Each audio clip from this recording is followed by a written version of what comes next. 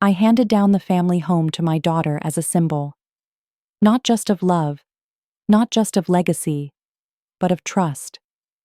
The home where I rocked her to sleep during thunderstorms, where she took her first steps, right across that creaky hardwood floor, where she whispered secrets into my ear and dreamed aloud under the same roof her grandmother once prayed beneath.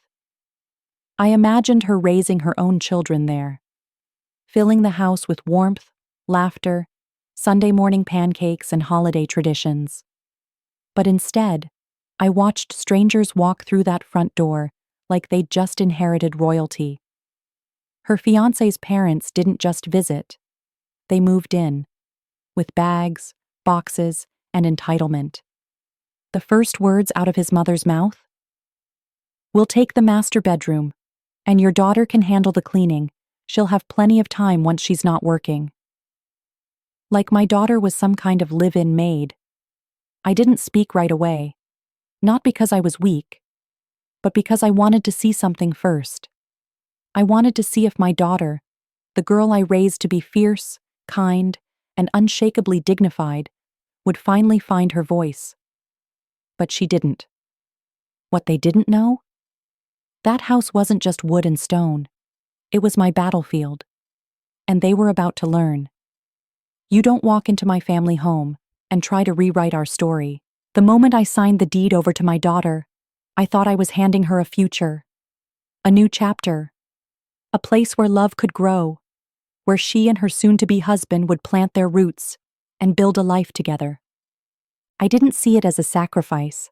I saw it as a privilege. That house had been in our family for 3 generations. My mother scrubbed those tiles with her bare hands. My father patched that roof one winter with nothing but tar and determination. It was more than property. It was memory. It was blood, sweat, and quiet, unspoken prayers. Melanie had always been the kind of daughter who rarely asked for anything. She got her first job at 16, paid her way through college, never relied on us for anything more than the occasional Sunday lunch or quiet hug after a hard week. She was proud, capable. So when she asked if she and Jordan could live in the family home after the wedding, I didn't hesitate. My husband and I had already downsized. The house was sitting quiet, too big for just the 2 of us. We thought, why not give her a head start? Why not give her something solid to build her marriage on? So we repainted the walls, refinished the floors. I brought in fresh curtains. We even planted a new tree in the backyard. Every inch of that house was a love letter to her. And for a while, I believed we had done the right thing. The night before the handover, I remember walking through the empty rooms one last time, my fingers trailing along the banister, the scent of cedar from the polished wood clinging to the air. I whispered a quiet prayer under my breath. Let this home be a blessing, not a burden. The next day, Jordan's parents arrived. Early, unannounced. I opened the door expecting to see Melanie and Jordan. Instead, there they were, Mr. and Mrs. Harrow, flanked by Jordan's older sister and her husband, carrying boxes and plastic bins like they were moving into a vacation home. I blinked, confused. Mrs. Harrow didn't wait for an invitation. She swept past me like a gust of cold air, her heels tapping confidently across the floor. "Ah," she said, glancing around the foyer. "Not bad. Could use a few upgrades, of course, but we'll make it work." I stared at her, stunned. Make what work? Melanie arrived just moments later, her face flushed, her eyes already apologizing. She pulled me aside, whispering, "They just came to help us get settled. Don't worry, Mom." But I did worry, because within minutes, the Harrows weren't just helping, they were claiming. Mr. Harrow strolled into the master bedroom like he was inspecting a hotel suite.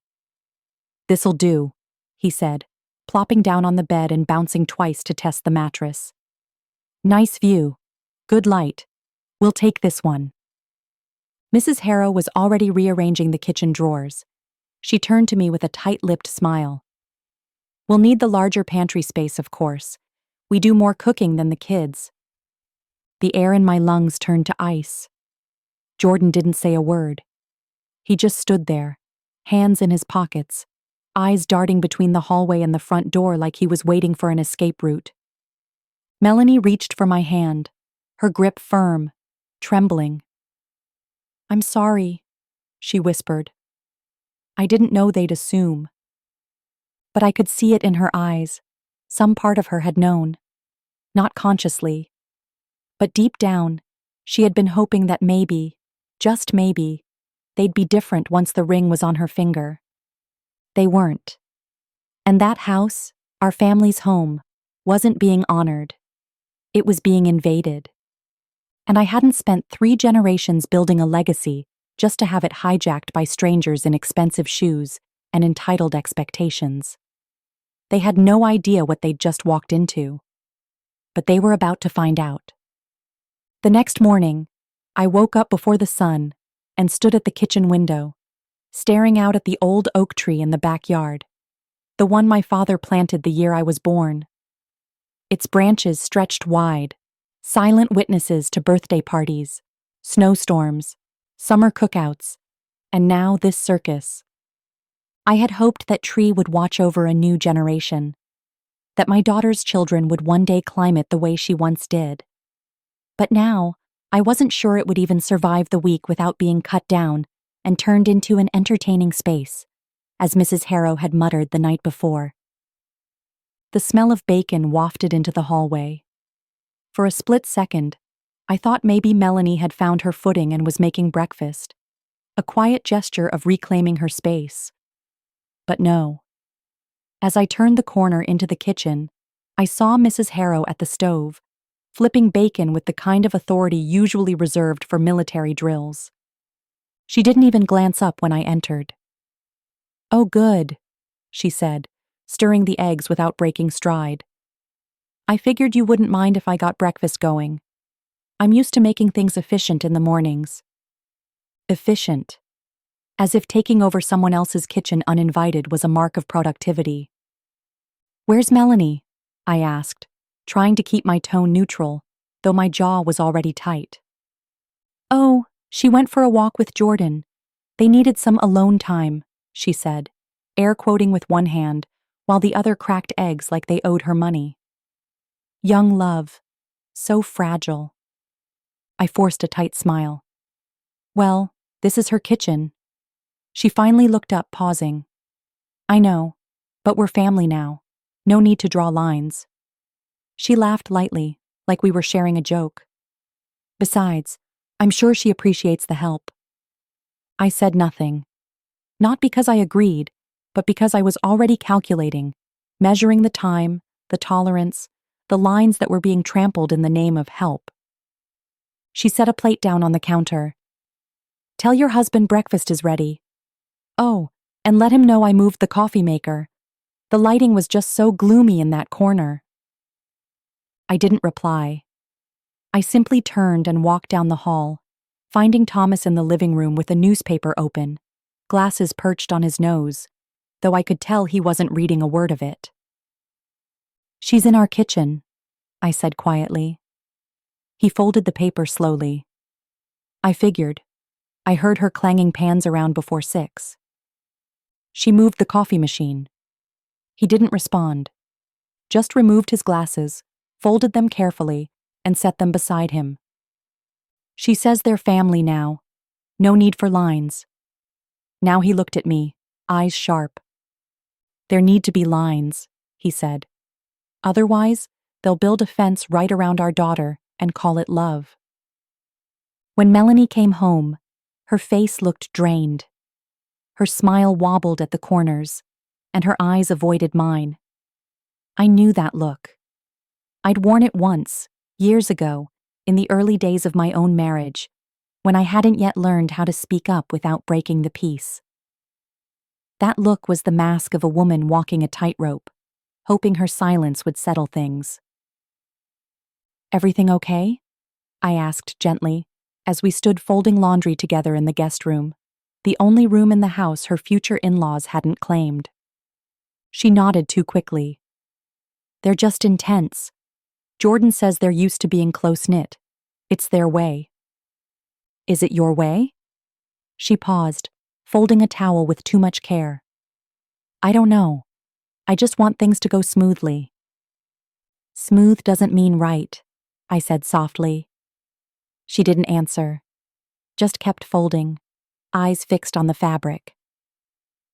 Later that afternoon, Jordan's sister and her husband arrived, with luggage, a toddler, and a dog. Apparently, they were transitioning out of their lease and needed a temporary place to stay. Just a few weeks, the sister chirped. Maybe a month. You have the space, and little Caleb loves big houses. I nearly choked on my tea. Mrs. Harrow was already assigning them a room, my son's old room. The one I hadn't touched in years. The one with his framed varsity jersey still on the wall, and the model airplanes he'd built still suspended from the ceiling. This one's perfect, she said, flipping on the light switch like she was unveiling a surprise. So much sunlight, and look at the closet space. No, I said too sharply. They all turned to me. That room is not available. Mrs. Harrow's smile flickered. Oh, I didn't realize it was being used. It is. I didn't explain. I didn't need to. She blinked, then gave a tight little laugh. Of course, we'll pick another. But I saw it in her eyes, that tiny glimmer of challenge, that subtle, silent threat. This isn't over. And in that moment, I knew. They hadn't just come to visit. They had come to take. And they thought Melanie was too soft, that I was too polite, that Thomas was too quiet. They thought they could slowly, systematically, invade every corner of this house until there was nothing left of what we built. But they forgot one thing. You don't walk into a woman's legacy and call it convenience. The next few days unfolded like a slow-burning storm. Subtle changes. A decorative vase that vanished from the entry table. My grandmother's framed cross-stitch from the guest bathroom, replaced by some factory-printed quote about family first. The curtains I hand-sewed with my mother, taken down, folded, and stuffed into a storage bin in the garage. Too dated, Mrs. Harrow said with a chuckle, sipping wine on the back porch like she was vacationing at a Tuscan villa. Don't worry, we'll spruce things up, modernize it a little. You'll thank us later. Thomas caught me staring into the garage that evening, my hands trembling as I opened bin after bin, finding keepsakes wrapped in newspaper like junk. My wedding china. The knitted afghan my sister made before she passed. The little wooden clock my father carved during his last year alive. All of it packed away like clutter. He didn't say anything. He just walked over and stood beside me, arms crossed, jaw set. The kind of silence that says, I see it too. It wasn't just my house they were pushing out. It was me. That night, I sat with Melanie on the front porch, the air warm and humming with crickets.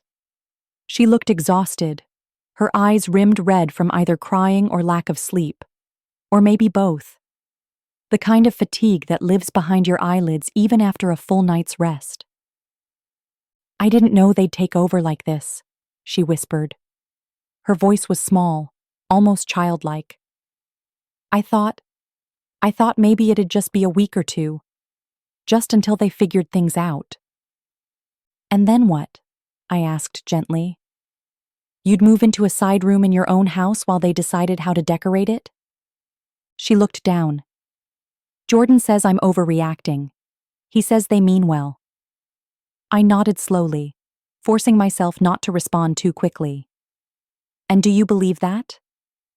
I want to, she said. But no, not anymore. That was the first time I saw the flicker of realization in her eyes, the spark of a woman waking up from a long, confusing dream. It was dim, but it was there. They said something today, she continued, her voice tight. I was in the kitchen, and Jordan's sister said, once you have a baby, This house will finally feel like ours. I froze. Ours, she repeated. Not mine, not yours, theirs. I could feel the heat rising behind my ribs. Not anger, rage, not at her, but at what they were doing. And worse, what they thought they could get away with. They believed Melanie would stay quiet, that she'd keep nodding, keep surrendering, because she loved Jordan, because she didn't want to rock the boat. But the boat had already been rocked. What they didn't know was that it had also hit a reef, and I was about to bring in the tide. The next morning, I was up early. Earlier than usual. I stood in the hallway listening as Mrs. Harrow barked orders from the kitchen. No, use the stoneware for brunch. And where's that cheese board? Didn't she have a cheese board? Ugh, someone check the garage bins. She was planning a brunch. At my table. In my dining room. With her friends, whom she had invited without asking.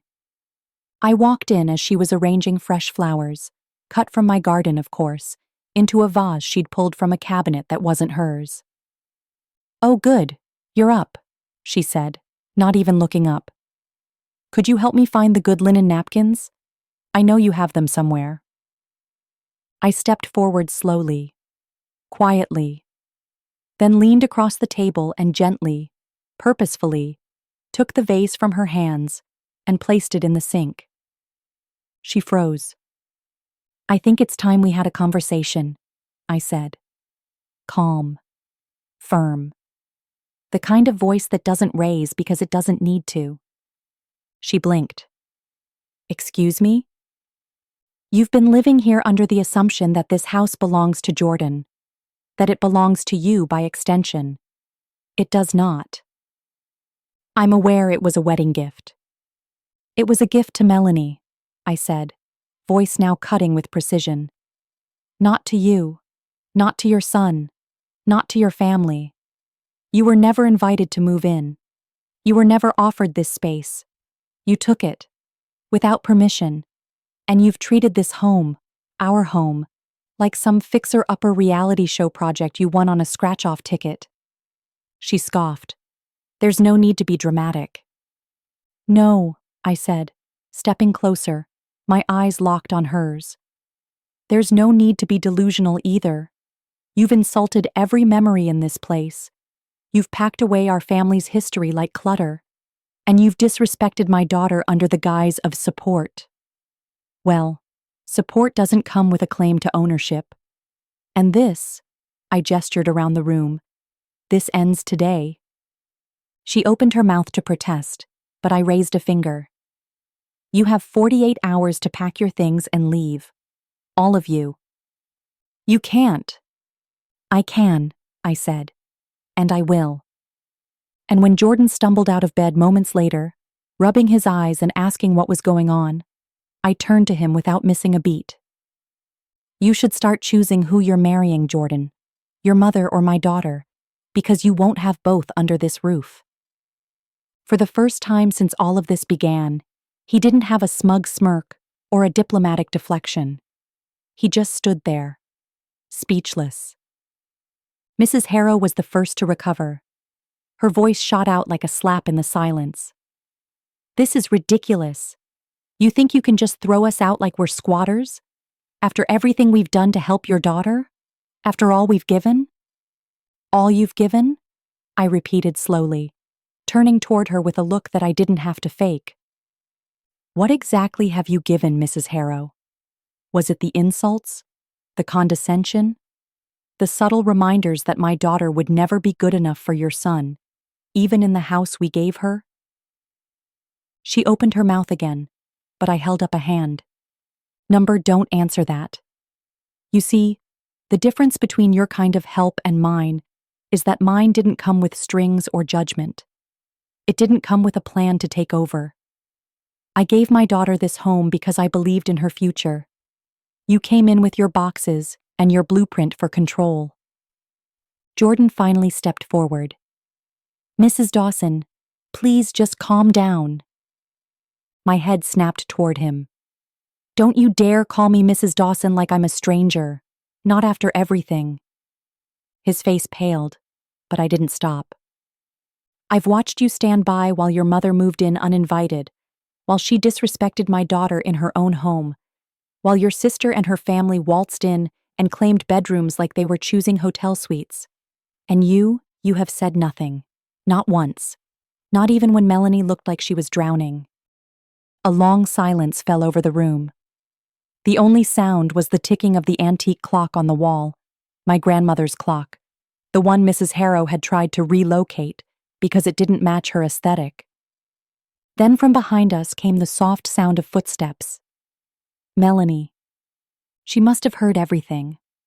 Her hair was still damp from the shower, and she looked younger than she had in weeks, barefaced, barefoot, and stripped of the strain she'd been carrying.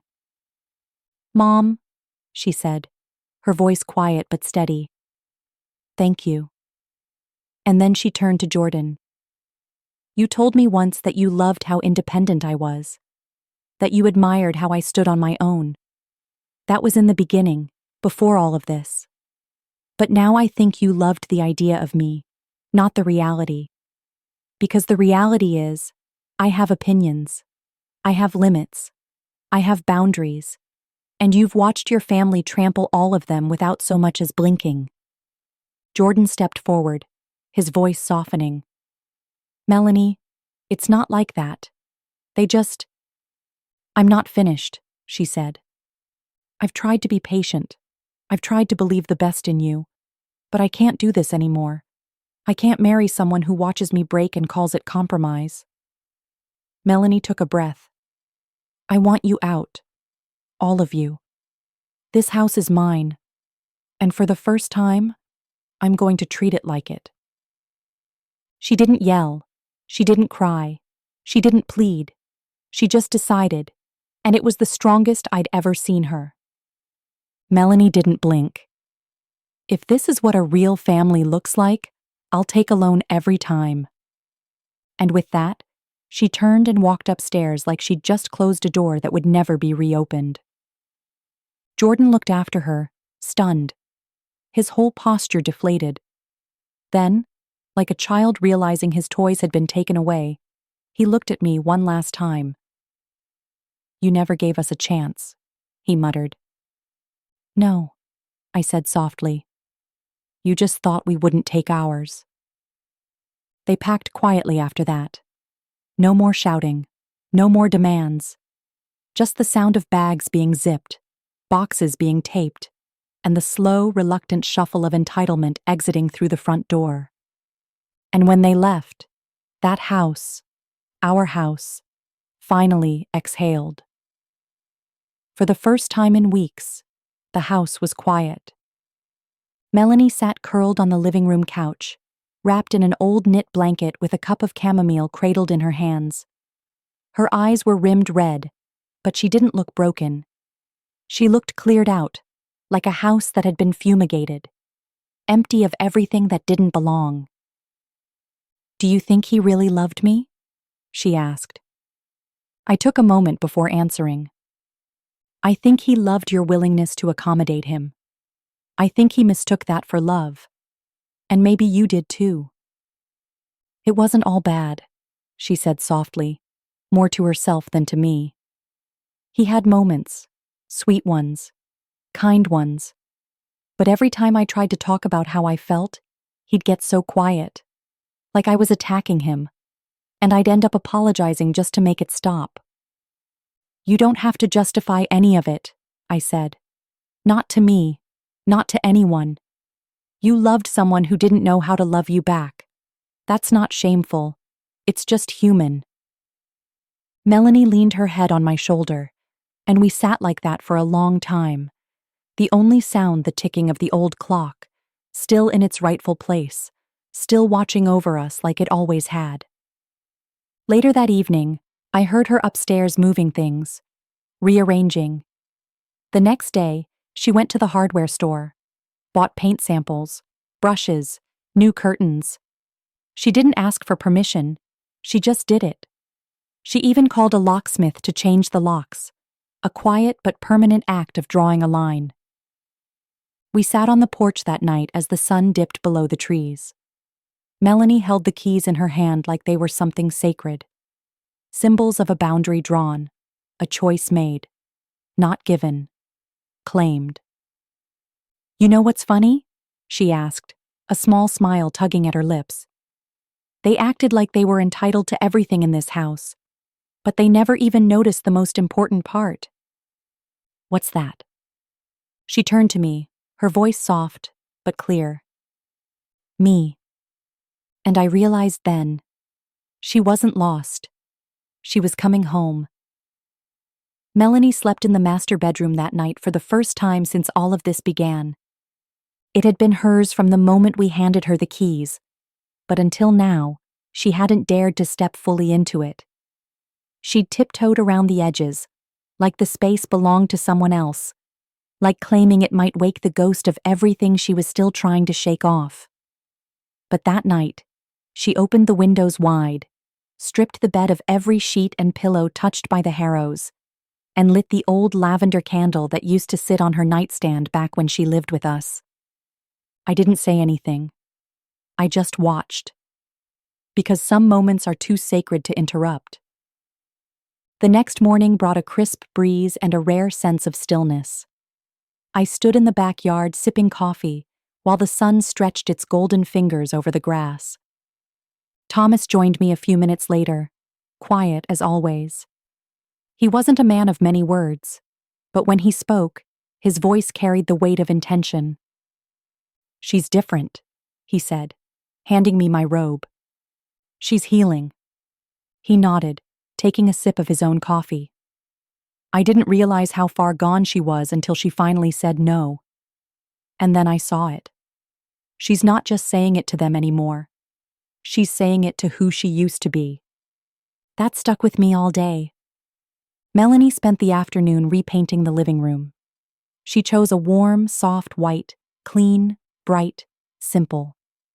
Every brushstroke felt like a ritual, a small undoing of what had been done to her. She hummed while she worked, an old song I recognized from her childhood, something she used to play on the piano when she thought no one was listening. I didn't offer to help. I knew she didn't need it. This wasn't about fresh paint.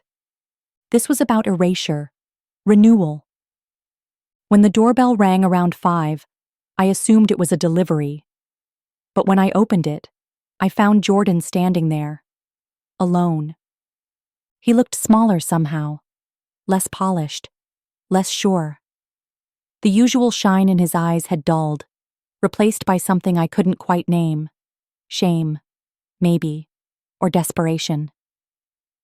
"I just want to talk to her," he said, holding up both hands like I was a threat. "She doesn't want to talk to you." He glanced over my shoulder, like he might catch a glimpse of her anyway. "She blocked my number. I sent an email, but I'm not sure if she got it. I thought maybe if I could just explain." "You had weeks to explain," I said. "You had months, really. You had every opportunity to stand beside her, and you chose silence." "I didn't know how to stop it." "That's the thing, Jordan. Men like you always claim confusion while the women around you are bleeding out." He winced at that. I didn't think it would end like this." "You didn't think it would end at all," I replied, "because you believed she'd keep shrinking." He opened his mouth to speak again, but I saw Melanie behind me now, standing in the hallway. "I'll talk to him," she said softly. I stepped aside, but I didn't go far. I waited near the staircase, close enough to hear. Jordan turned to her, face hopeful. "Melanie, I miss you. I miss us. I made mistakes, I know. But I didn't mean for it to get so out of hand." She didn't blink. "Did you mean to let them treat me like furniture? Like a babysitter? Like an asset?" "No, of course not. Did you mean to stay silent when they moved into my home? When your mother ordered me to cook, to clean, to give up my space for your nephew and your brother-in-law?" "I didn't know how to stop them." She nodded. "And now I know how to stop you." he faltered. You don't mean that. I do. I did. I have to. The softness in her voice wasn't weakness. It was finality. She took a breath, then said the most devastating thing a woman can say to a man who once held her heart. You don't belong here anymore. Jordan stood frozen. He looked around the house, at the walls, the scent of fresh paint, the echo of a life he had been cut out from. And in that moment, he finally understood. She hadn't just changed the locks. She had changed everything. He left without another word. And as the door shut behind him, Melanie turned to me, her eyes filled not with tears, but peace. It was done. She had sent him away without shouting, without cruelty. She had chosen herself, finally. And there, in that quiet hallway where she once stood shaking, she now stood still, anchored, clear, whole. The strange part was, she never once mentioned Jordan after he left. Not a name, not a memory, not a shred of rehashing or regret. At first I mistook it for suppression, but the more I watched her, the more I realized she wasn't avoiding the past. She had simply outgrown it. It was me who found his letter. Folded, handwritten, slipped into the mailbox without a stamp.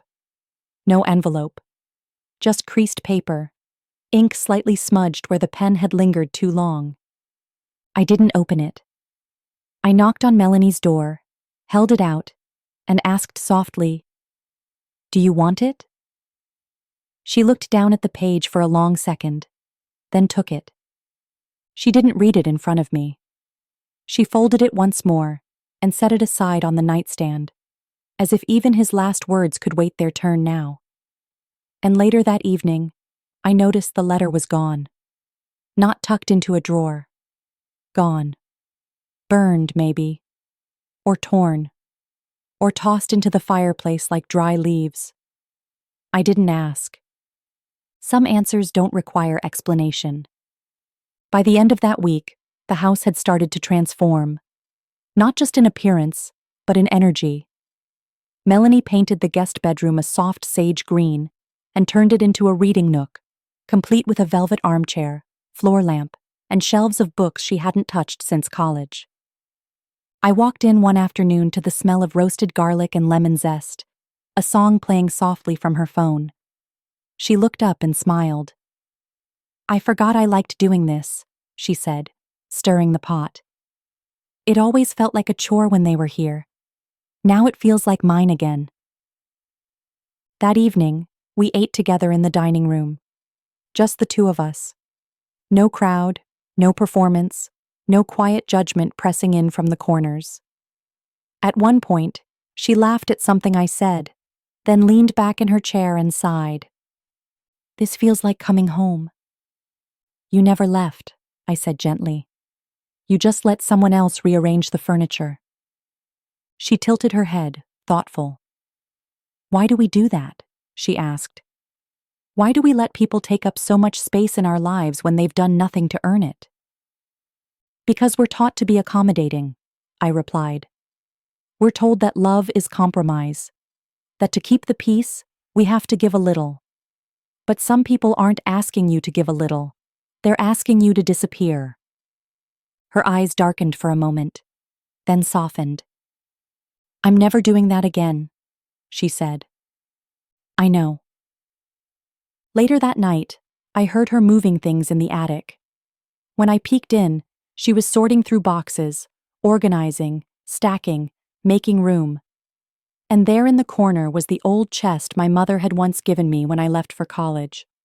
Covered in dust, but still solid. She ran her hand across the top, then turned to me. "Can I keep this?" she asked. "It's already yours," I said.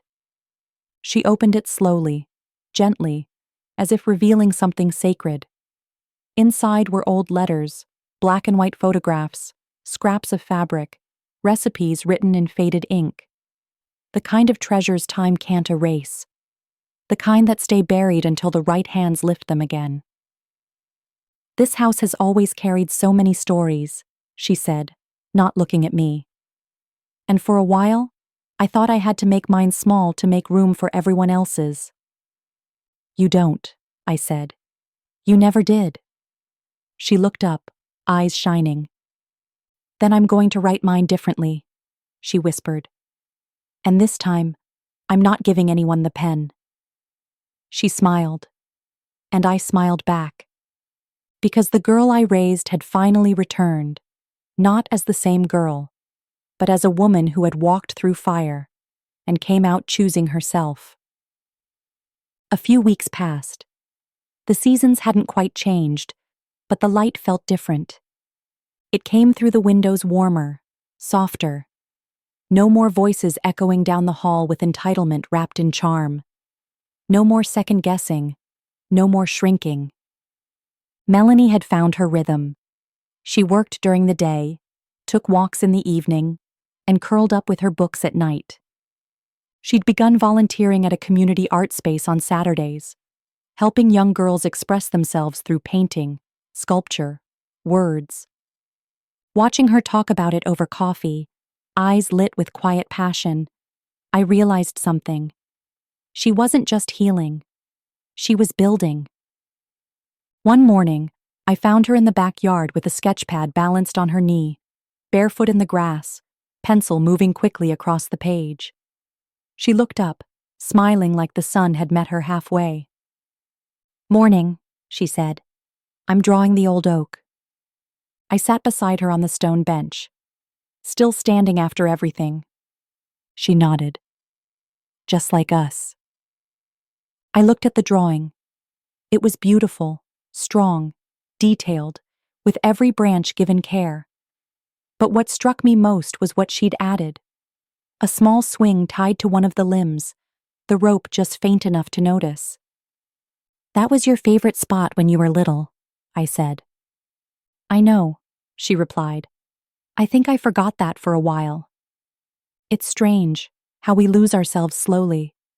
Not all at once, but piece by piece. A small compromise here, a silenced opinion there, a swallowed emotion, a forced smile, a lowered gaze.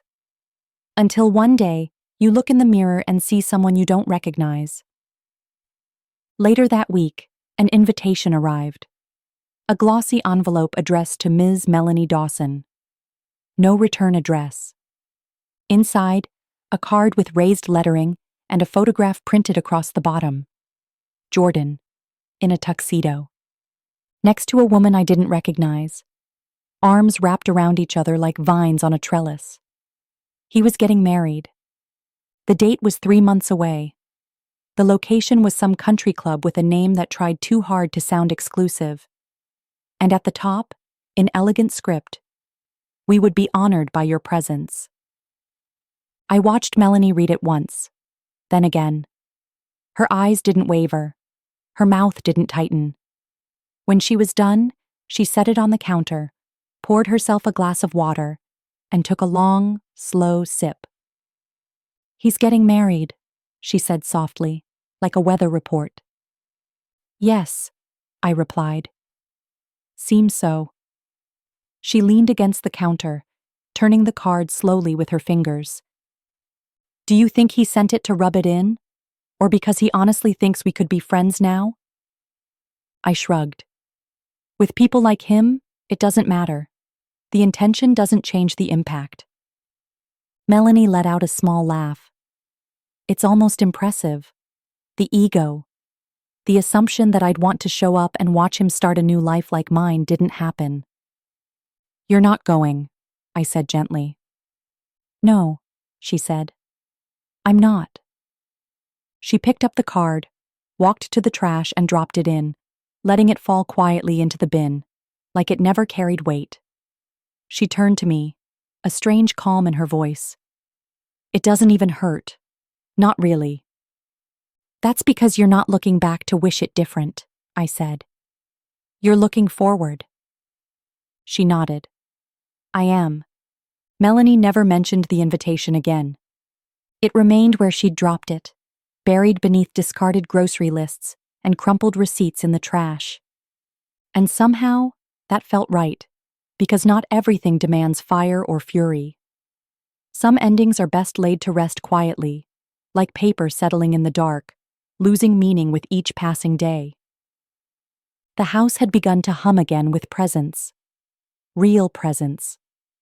Laughter drifted from the kitchen again. Music played on slow Sunday mornings. And every room began to feel lived in, rather than tiptoed through. There was no one measuring the worth of a plate or questioning the purpose of a shelf. No one asking why Melanie worked late or daring to comment on how she dressed. It was her space again. Her story. Her home. One morning, I found her in the garden, dirt on her hands, sweat dotting her brow. She was planting tulips. "You never liked gardening," I said, surprised. She leaned back on her heels, brushing hair from her forehead. "I didn't like doing it for someone else."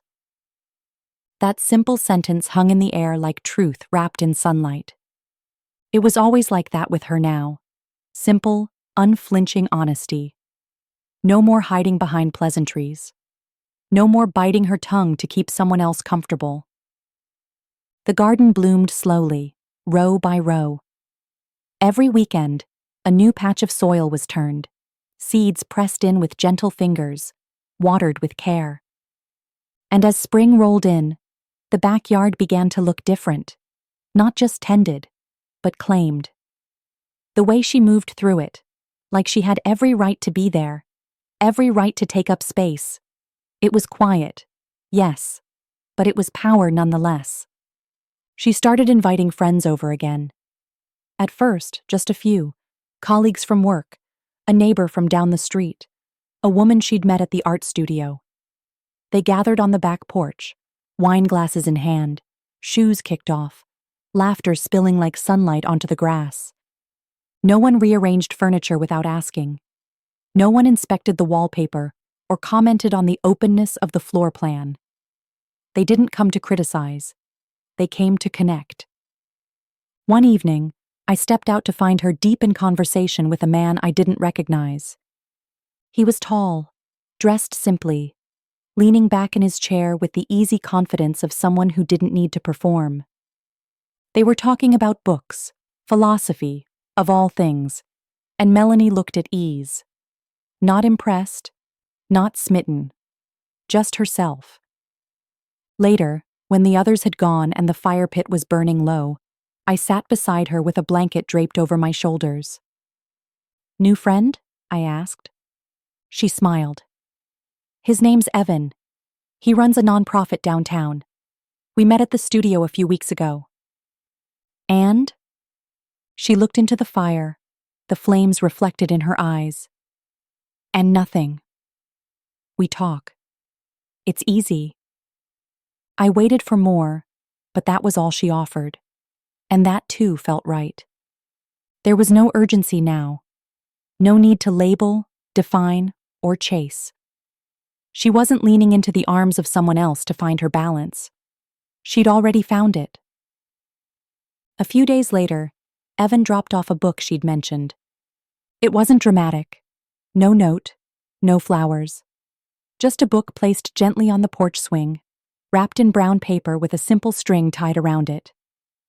When Melanie found it, she held it for a long moment, then smiled, an actual smile, not a polite one, and carried it inside like it mattered.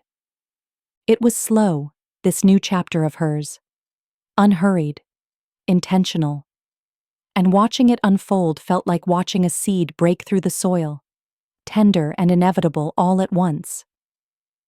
She began writing again. Not emails or reports, but stories. Pages of thoughts, memories, fictionalized moments shaped into something both familiar and new.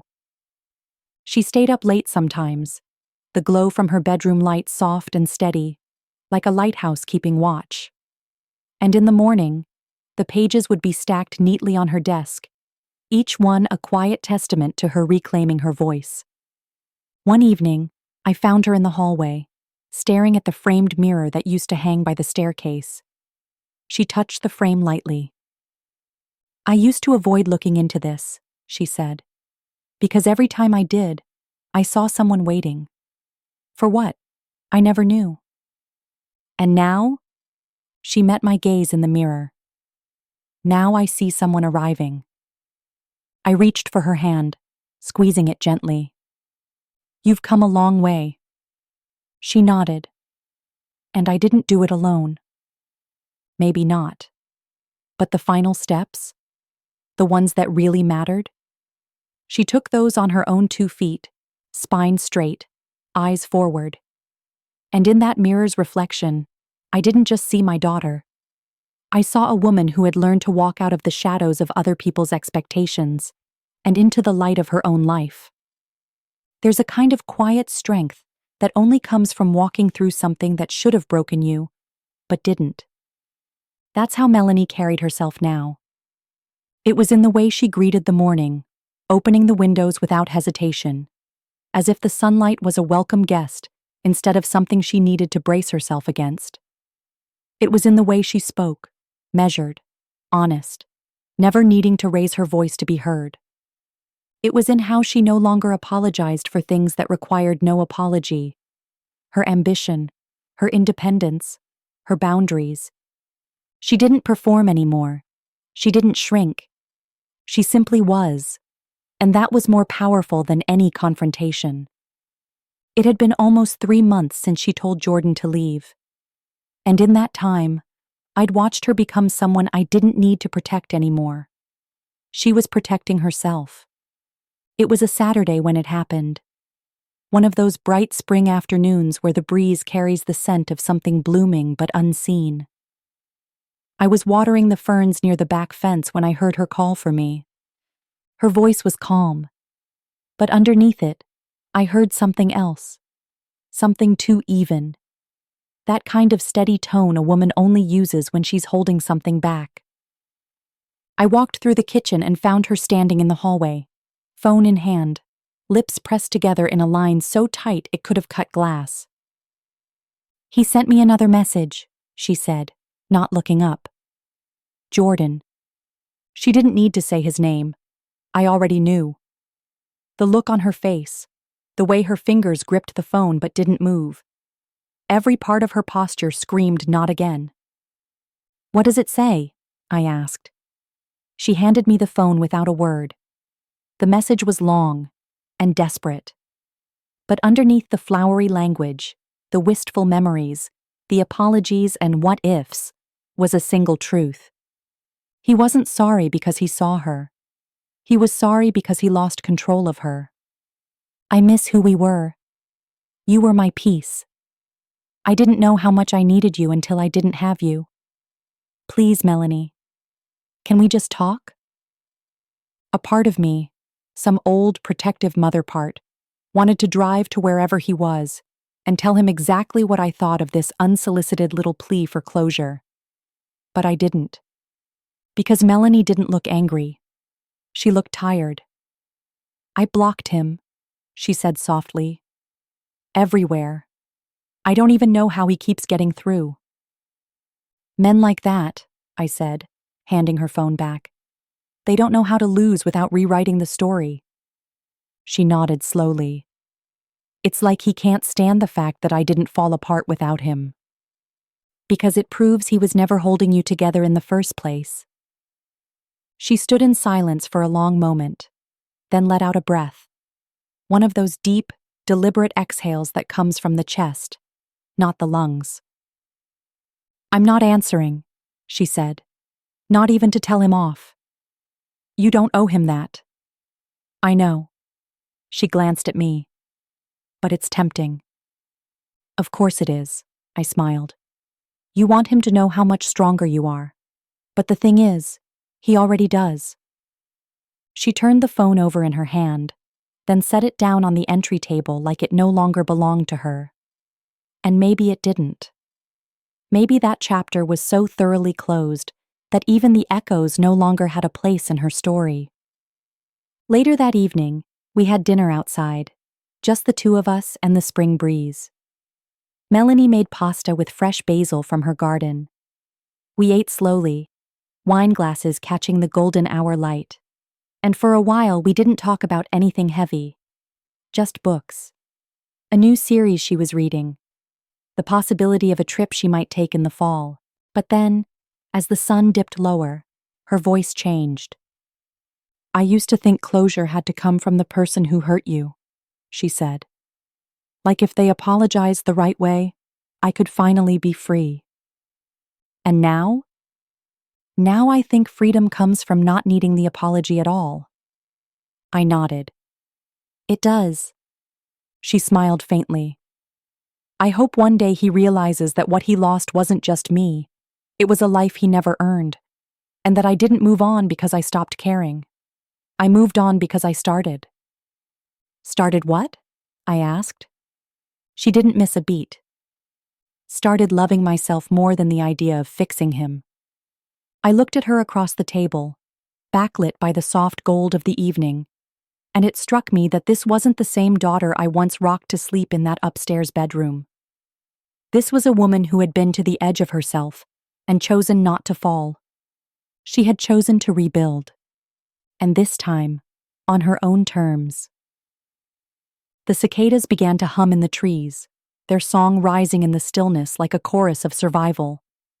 And as we cleared the dishes and moved back inside, Melanie turned to me and said, "You know what the worst part was?" "What?" "I used to think strength meant not needing anyone. Now I know it means knowing who's worth needing and who's not." I didn't say anything. I just wrapped my arm around her shoulders, held her close for a moment, and thought to myself, she's not just healed. She's free. There was something new in her now, something so subtle you might miss it if you didn't know her like I did. A lightness, yes, but also a weight that had shifted. Not the burden of trying to be enough for someone else. That was gone. This weight was rooted, purposeful. Like the solid presence of a woman who no longer asks permission to take up space in her own life. Melanie wasn't just recovering anymore. She was rising. And maybe that's why, when the news reached us 2 weeks later, she didn't flinch.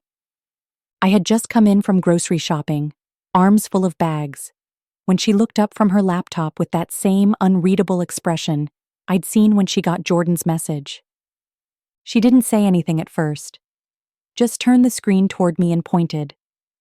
There, front and center on a social blog I barely recognized, was a post titled, "Broken Engagement, Broken Promises, Jordan Harlan Speaks Out." It was all there.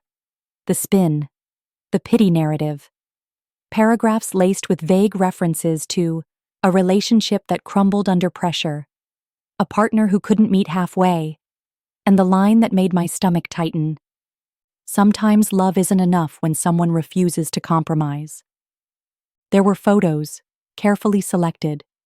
Him looking somber, reflective.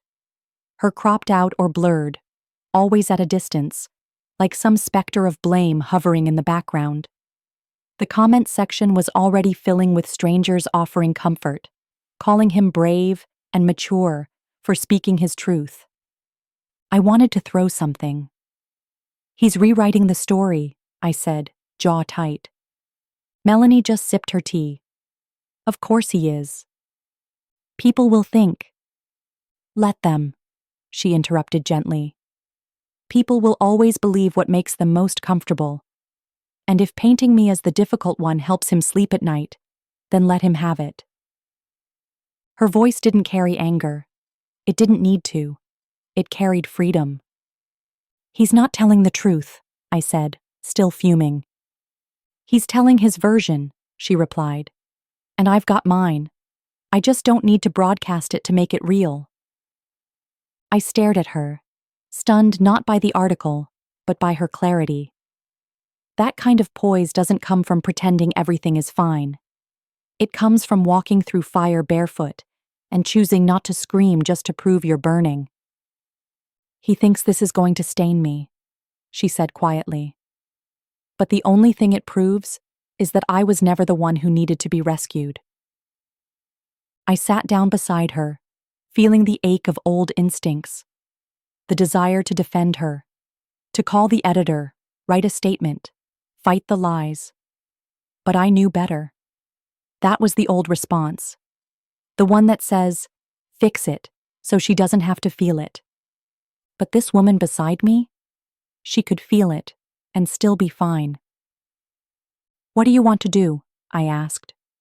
She paused, thought for a moment. Nothing. Nothing? She nodded. Because anyone who matters already knows who I am. And the people who don't? She shrugged. They're not coming to my door to ask. That night, she went to dinner with a friend from work. Wore a navy blue dress I hadn't seen in years, the one with the low back and the tiny gold buttons. She used to keep it tucked in the back of her closet, saying she'd wear it for a special occasion. Now, it was just a Thursday. She left the house smiling, hair pinned loosely, no makeup except for a soft pink lip. And when she walked out the door, I didn't see someone trying to make a statement. I saw someone who no longer needed to prove a damn thing. While she was gone, I sat in the quiet of the living room, reading through the comments on that article again, this time with a different lens. Not rage, not defensiveness, just observation.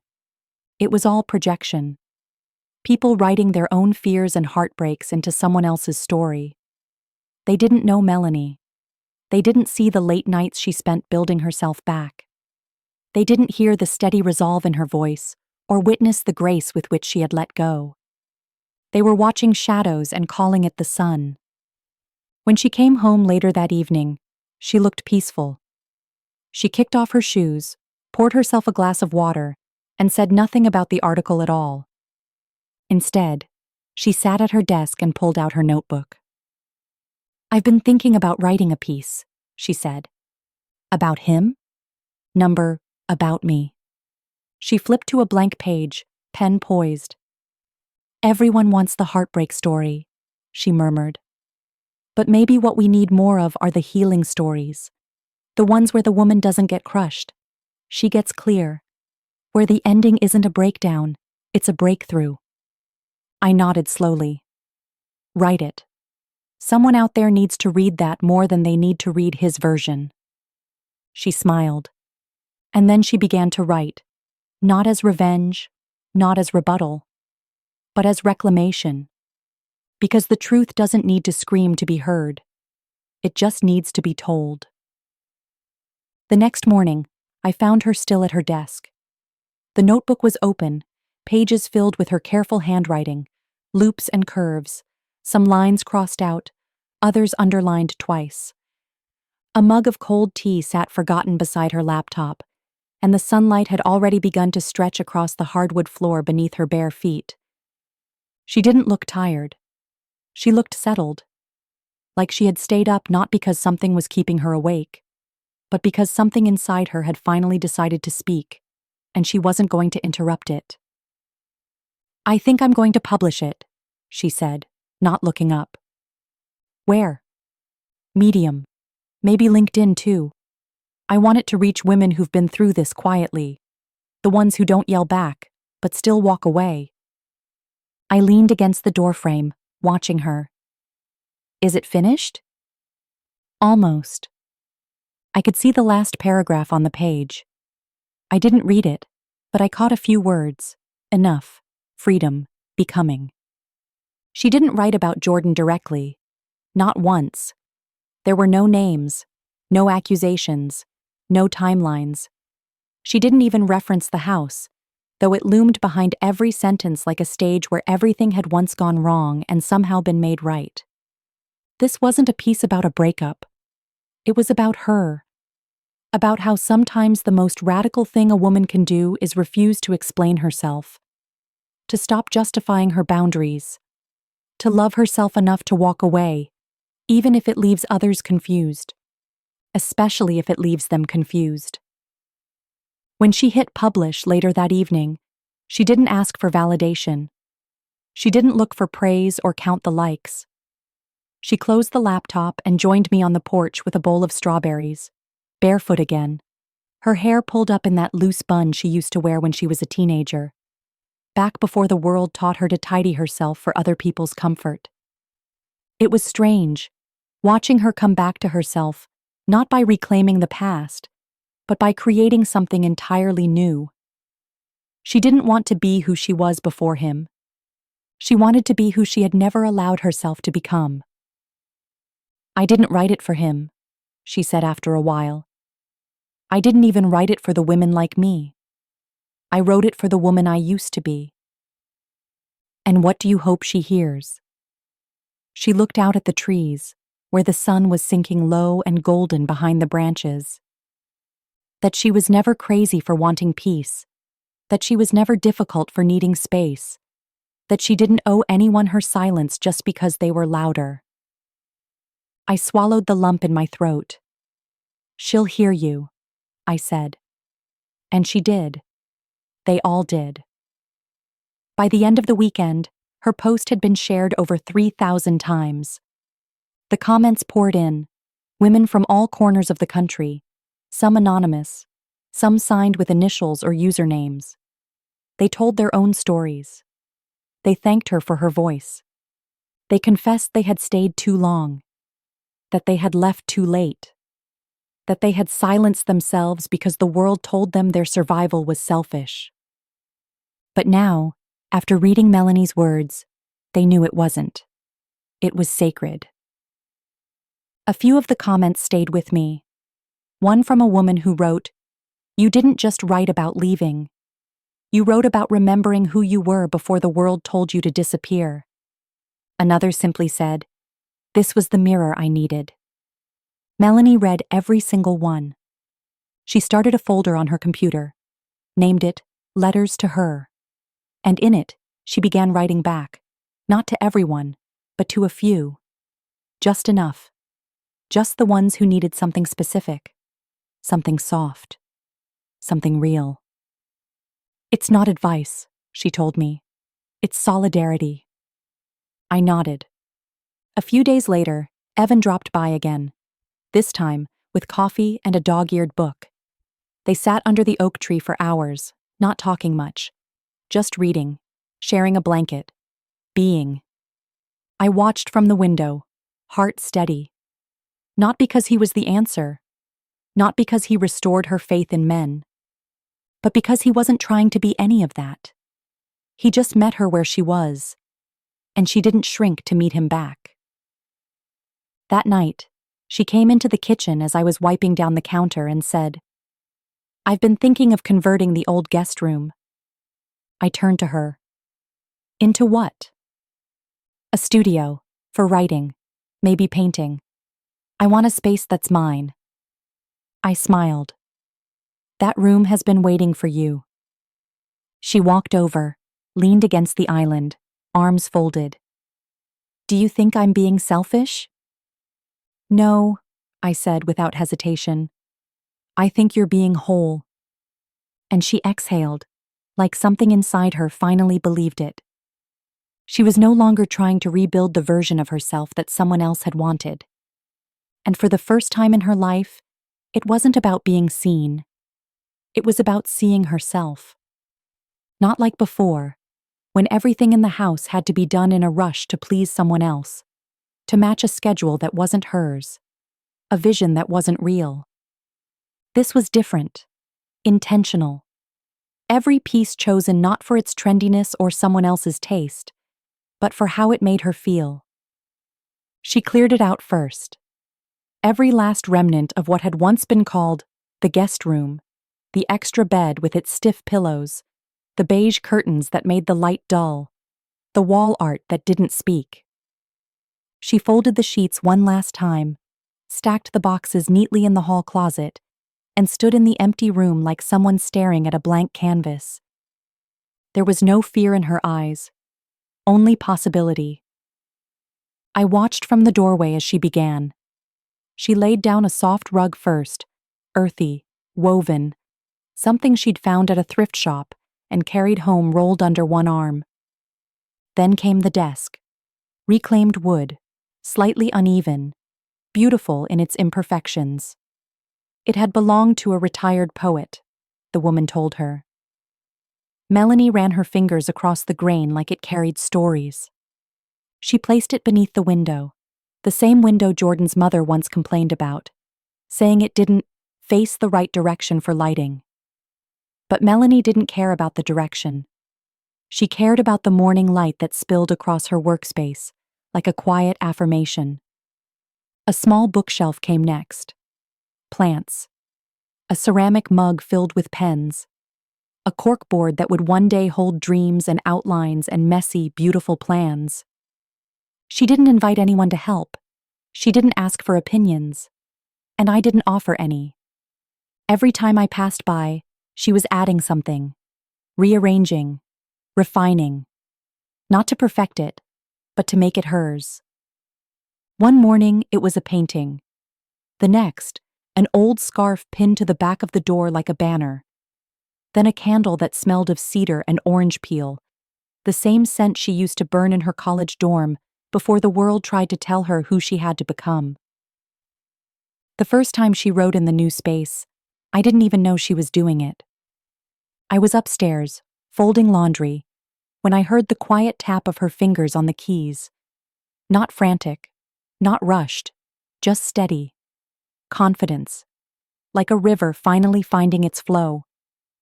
When I brought her tea, I didn't speak. I set the mug beside her and saw the screen, lines of words forming something alive. She didn't hide it. She didn't minimize the window or flinch. She just kept typing, her breath calm, her eyes steady. Later, she told me it wasn't an article or a blog. It was the beginning of a book, not memoir, not fiction. Something in between, she said. A woman's journey that doesn't start with heartbreak. It starts with forgetting herself and finding her way back. I smiled. Sounds familiar. She shrugged, teasing. I might have known someone like that. She wrote every evening after that. Sometimes late into the night, her studio light glowing through the dark like a beacon. Sometimes just a few lines in the morning before work. She wasn't in a hurry. She wasn't chasing an ending. She was living in the middle, and for once, that was enough. And then, one afternoon, a package arrived at the door. It was from a publishing friend I had introduced her to months ago, someone I hadn't even realized she'd followed up with. Inside the box was a leather-bound journal and a handwritten note. If this is the first draft of the rest of your life, make it messy, make it real. I can't wait to read it. She read the note in silence, then closed her eyes for a moment. It had taken her months to say goodbye to a man who never truly saw her. But it had taken her only weeks to find people who did. Not because she had changed herself to be palatable, but because she had stopped hiding. That night, she brought the journal into the kitchen, placed it gently on the counter, and said, I think I want to write the whole thing here first. Longhand. Why? Because I want to feel it as I go. The weight of the pages, the way the ink drags when I pause too long. I want it to be slow. I want it to matter. I nodded. Then that's exactly how you should do it. She smiled. And for a moment, I remembered the little girl who used to write stories on the back of paper napkins, spinning fairy tales out of nothing but crayons and imagination. She used to read them to me with wide eyes and trembling hands, waiting to see if they were good enough. Now, she didn't ask if they were, because she had stopped writing for approval. She was writing because the story inside her refused to stay silent. And for the first time in her life, the only person she was trying to impress was herself. The days took on a rhythm after that. The kind that feels like healing, not recovery. Melanie would wake up early, long before the sun cleared the edge of the maple trees in the backyard. She wasn't rushing to answer anyone's expectations or tiptoeing around someone else's moods. She brewed her coffee the way she liked it, strong, with just a splash of cream, and carried it to the studio in silence, not because the house demanded quiet, but because it invited it.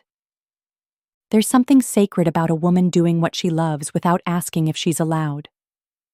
Some mornings I'd pass by her open door and catch a glimpse of her in her element, head bent, pen moving, brow furrowed, completely immersed in the world she was creating. The shelves had started to fill with drafts now, journals stacked in neat piles, some with sticky notes poking out like wildflowers in a field. One afternoon, she stepped out onto the porch with a thick binder clutched to her chest and said, "I think I'm almost done." I blinked. "Already?" She laughed. "Well, the first draft. But yeah, it's there. Beginning, middle, end. The whole arc." I leaned back in my chair and let out a breath I didn't realize I'd been holding. "Do you remember," she said, sitting down beside me, "when I used to write stories in that old spiral notebook with the cracked cover?" "Still have it," I smiled. "Top shelf of your closet, buried under that box of Halloween costumes you swore you'd use again." She laughed, then grew quiet, thoughtful. "I used to think that little girl was gone, that I'd traded her in for someone more practical, someone who could compromise, endure, bend just enough to keep everything from falling apart." I said nothing. I knew what she meant. "But she's not gone," she added. "She just went quiet, waiting for the noise to stop." And the noise, well, it had stopped. She no longer checked her phone for messages that never came or braced herself for some distant echo of the past to resurface. Jordan had gone silent. Whether out of shame, pride, or new distractions, we didn't know, and we didn't ask. Because when someone chooses to rewrite the truth, there comes a point where their version simply doesn't matter anymore. She didn't need his apology. She didn't even need his silence. She had created something louder, her own voice. The next few weeks passed in the gentle way only peace can bring. I watched her submit excerpts to small literary journals. She got a few rejections at first, which she took without flinching. "Part of the process," she said. "I'm not writing to be liked. I'm writing to be honest." But then, one day, an acceptance. A short piece from the second chapter. A reflection on womanhood, stillness, and learning how to sit with yourself. They called it quietly devastating and beautifully defiant. I watched her read the email 3 times, her hand covering her mouth. Not because she doubted it was real, but because, for the first time, someone else saw what I had always seen. She forwarded it to me that afternoon with no subject line, no text. Just the email. She didn't need to say anything. The pride I felt wasn't just because she'd been published. It wasn't even about the recognition. It was the fact that she'd taken everything they tried to tear down and built something better. She hadn't just survived. She had created. That night, we sat out on the back porch again, our familiar spot, the one that had carried us through so many conversations, so many versions of who she had been. The wind carried the scent of lavender and soil, and the cicadas were singing their usual summer lullaby. She sipped her wine and turned to me. "Do you think it's strange that I feel more myself now than I did when I was in love?" "No," I said. "I think it means you were never in love with the right version of yourself." She nodded. "Maybe that's the real heartbreak, not losing someone, but realizing you lost pieces of yourself trying to keep them." "But you found them again," I said. "And that's the part they never talk about. The healing, the reclaiming, the slow, quiet resurrection." "Thank you," she whispered. "For what?" "For reminding me that love isn't supposed to make you disappear." The porch light buzzed softly above us, moths dancing in its glow, and the stars blinked into view one by one. Now she was writing to honor her return. And the woman beside me, unapologetic, unshaken, unwavering, was no longer trying to prove her worth to anyone. because she had already proven it to herself. The first time I saw her in front of a crowd again, she wasn't wearing anything flashy. No power suit, no dramatic heels. Just a simple slate blue dress that hit below the knee and a pair of soft leather flats she could actually move in. Her hair was tied back loosely, a few wisps falling against her cheek, and her lips wore nothing but a quiet confidence. She wasn't there to perform. She was there to speak. It was a local literary event, hosted by the community college just outside town.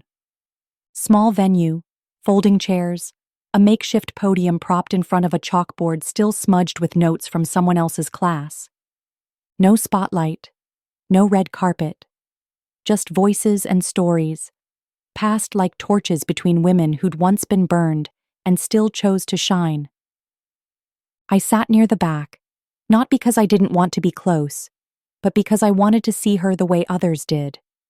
From a slight distance, as something unfolding, unguarded, whole. When her name was called, she walked up calmly, her manuscript pages clipped together in one hand, a bottle of water in the other. No nerves, just stillness, like the kind that settles before a necessary rain. She began without introduction. No summary. No long-winded explanation. Just a breath, and then her voice. I used to believe that love required sacrifice, that if I gave enough, bent far enough, forgave often enough, it would all balance out. That one day, I'd wake up in a life that had earned all my compromise. She paused there. Soft murmur in the room. Chairs shifting. Eyes locking in. But I didn't wake up in the life I built. I woke up in a life I had agreed to, silently, incrementally. And by the time I realized it wasn't mine, I couldn't recognize the woman in the mirror. There was something sacred about how she read. Not dramatic, not theatrical. Just truth, laid bare, without apology. Her voice never cracked, not even when the words carried weight. Because they weren't raw anymore. She had already bled them. Now she just wore the scars like armor. She read for nearly 20 minutes. No one stirred. No one scrolled through their phones. The room held its breath like it was listening to scripture that had finally been rewritten. By the time she finished, there was silence. Not the polite kind, but the kind that comes after something important has landed. And then, slowly, applause. No one leapt to their feet. No cheers or whoops or hollow praise. Just hands clapping with reverence, with understanding. She nodded once, stepped down. And I swear I saw something lift from her shoulders that night. Not a burden exactly, but a chapter. A part of herself that had waited too long to be heard. After the reading, a few women gathered around her. One had tears in her eyes and just said, "Thank you." Another held her hand a little too long and whispered something about an ex she'd never told anyone about. And Melanie, my daughter, listened without needing to fix, without needing to console. She just stood there, rooted, like the oak in our backyard, offering presence, not solutions. Later, as we drove home in the soft hush of evening, she stared out the window for a while before speaking. "I don't think I realized how many of us there are," she said. "Women who've been made to feel like leaving was failure." "It's not failure," I said. "It's freedom with calluses." She smiled faintly. I wish I could go back and tell the version of me who stayed, the one who kept trying, even when it hurt. I'd tell her that she wasn't weak, just patient. Too patient. "She figured it out," I said. She nodded. She did. We pulled into the driveway just as the porch light flickered on, bathing the front steps in that familiar golden hue. The house looked the same from the outside, but inside, everything had changed. It wasn't just a home anymore. It was a woman's story, standing tall. She grabbed her binder from the back seat, the manuscript clipped neatly together, corners slightly worn. And as she walked ahead of me toward the front door, I realized she wasn't holding it like a fragile thing anymore. She was holding it like it belonged to her. And that's the thing, isn't it? After all the loss, after the betrayal, the noise, the shame dressed up as concern, after the world tried to silence her story before it ever had a chance to begin, she wrote it anyway. Not to prove anything, but because surviving wasn't the end. It was just her prologue. There's a moment in every woman's life, if she's lucky, when she finally sees herself clearly. Not through the lens of who others need her to be. Not through the filter of what went wrong, or the echo of who hurt her, but just as she is, unedited, undeniable. For Melanie, that moment came not in the crowd, not under applause, but on an ordinary Tuesday morning. The sky was overcast. A low fog curled around the trees in the backyard. The kind of weather that usually made people crawl back under their blankets and delay the day. But not her. She was already in the studio by 7, windows cracked open just enough to let the chill in, hair piled in a loose bun, sweater slipping off one shoulder. She had brewed a fresh pot of coffee and lit that cedar and orange peel candle again. And then she sat. Not because she had a deadline or a speech or an audience waiting, but because the page had become her mirror. Not long ago, she used to dread the blank space. It reminded her of how much she hadn't said, how much she had swallowed, how many truths she had wrapped in niceties and tucked away just to keep the peace. But now, it felt like an invitation. A quiet dare. Tell it true, and don't flinch. I stood in the doorway for a minute, watching. She didn't notice me, and I didn't make a sound. There was something reverent about the way she leaned into her own stillness, like she was finally in conversation with the version of herself that had once gone quiet. She wrote with purpose. No hesitation. No edits mid-sentence. Just flow. And then, just as suddenly, she stopped. She set her pen down, closed the journal, looked up at the wall like she was listening to something only she could hear. I stepped in quietly. "What is it?" I asked. She looked at me, then smiled. "I'm done." I blinked. "Done writing?" "No," she said. "Done doubting." There was a stillness in her voice, a calm so steady it rang louder than any declaration. "I thought I had to earn peace," she said softly. "I thought I had to prove I was worthy of it. That if I worked hard enough, at love, at forgiveness, at patience, eventually it would find me. And now? Now I think peace isn't something that finds you. It's something you stop running from." She stood and stretched, then walked over to the window, pulling the curtains back a little further. "I didn't know I was allowed to be this okay," she said. "Not after everything." "You're more than allowed," I said. "You deserve it." "I know."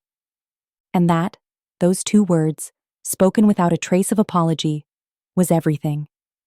She made breakfast that morning. Real breakfast. Pancakes from scratch, not the boxed kind. Strawberries sliced just the way she liked them. Music playing low in the background. Something mellow and nostalgic. She didn't rush. She didn't multitask. She moved like a woman with nowhere to be but here. At one point, she looked up from the stove and grinned. "Do you want to hear something crazy?" "Always." "I don't think about him anymore."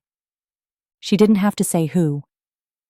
"He used to be the last thing I thought about before bed. The first thing when I woke up. Not because I missed him, but because I was angry, or confused, or just trying to figure out how someone could love you that way and still let you fall." I nodded, not because I had an answer, but because I understood the shape of the question. "But now," she said, flipping a pancake. He's just background noise, like a radio station that faded into static. I smiled. That's not crazy. That's healing. She served breakfast with a flourish, like it was a celebration, and maybe it was.